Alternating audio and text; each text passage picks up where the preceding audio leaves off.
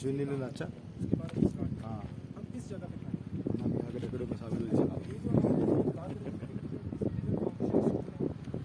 Sector 51 शुरू है, ये जामा मस्जिद आ गई, ये पूरा सेक्टर 51 चल रहा है। ये बीच में इस्लाम मैंने आपको दिखाया डाइवर्जन रोड के यहाँ, इस डाइवर्जन रोड के बाद जो लाल गेट आपको नजर आएगा सामने आप सिक्योरिटी वाला घर, यहाँ से नीचे शुरू होता है। इसी तरह जब सामने आप यहाँ पर सामने छपरा लगा हुआ था जिसकी कंस्ट्रक्शन चली थी वाइट कलर की शोरूम बना रही थी, वो 54 है वहाँ से सेक्टर 54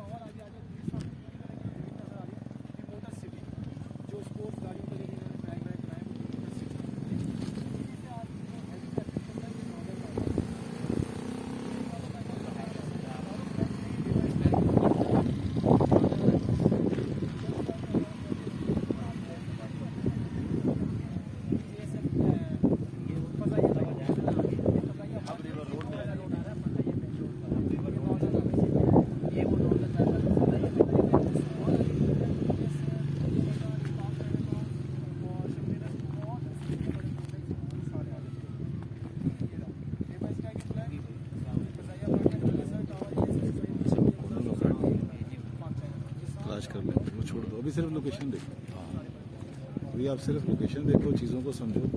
जब हम बात करेंगे ना तो हम अपने कॉपी की चीज़